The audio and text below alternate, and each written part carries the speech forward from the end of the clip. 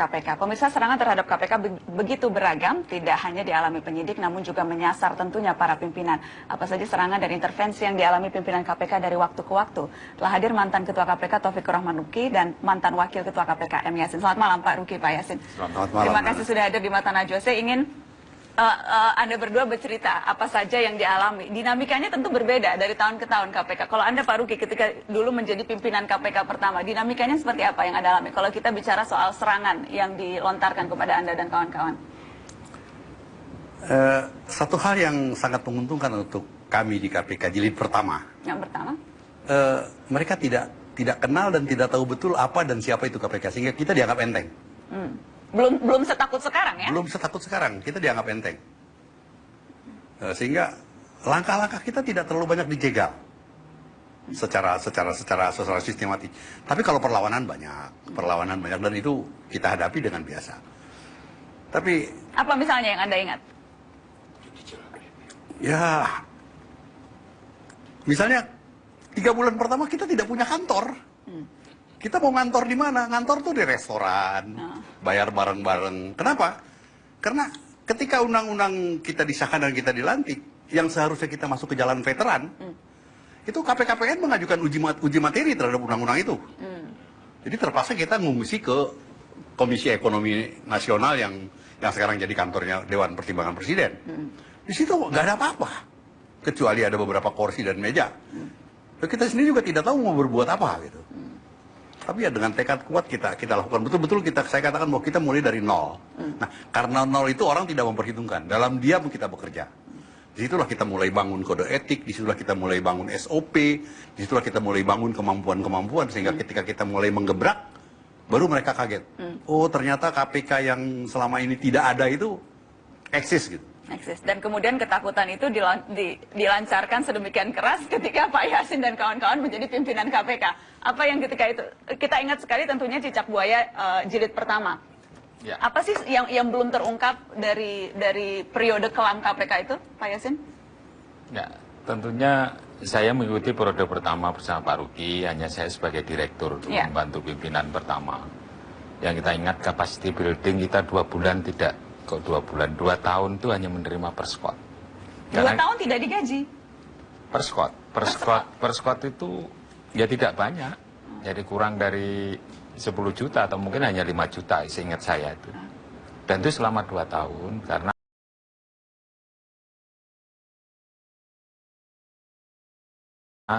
dasar hukum untuk memberikan remunerasi bagi KPK belum ada. Sehingga itu sepanjang semua pimpinan KPK termasuk penyidiknya, seluruh pegawai KPK, seluruh pegawai termasuk pimpinannya, semua pegawai ketika itu tidak berani kita membayar gaji karena aturan untuk membayar gaji belum ada. Walaupun uang sudah ada. Kita sangat berhati-hati memberikan perskot karena khawatir nanti begitu keluar keputusan pemerintah ternyata gaji kita lebih kecil dari perskot, kan kita mesti kembalikan. Siapa yang mau nombokin itu? Siapa yang mau nombokin? Uang udah kepake, walaupun ya. Sehingga pimpinan periode pertama menugaskan kepada saya untuk mengkoordinasikan untuk menyusun draft PP itu. PP tentang sumber daya manusia KPK dan PP mengenai hak protokoler dan keuangan pimpinan KPK. Yang kedua ini yang justru pimpinan mengatakan saya belakangan saja, yang penting adalah staf semuanya. Jadi untuk pimpinan itu PP-nya munculnya di tahun 2006, sedangkan untuk jajaran staf termasuk juga penasehat itu di akhir 2005. Jadi praktis 2 tahun kita tidak menerima gaji tapi persekot gitu. Persekot istilahnya ya. Nah kemudian yang kedua yang mengenai ancaman tadi. Sebenarnya kita itu menindaklanjuti kasus-kasus yang sudah matang itu di periodenya Pak Ruki. Eksekusinya di awal tahun 2008 pada saat periode kami itu melaksanakan tugasnya. Wah itu mulai ada serangan-serangan dan ada cicak buaya tersebut, dan ada yang kita tangani tentunya salah satu oknum dari kepolisian. Nah, timbullah semacam... Apa yang paling Anda ingat dari periode itu? Karena praktis kan kemudian 2 tahun energi betul-betul terkuras untuk cicak buaya. Ya, yang jelas kita disangkakan itu abuse of power, penyalahgunaan kekuasaan, ditambah lagi tuduhan bahwa kita menerima suap.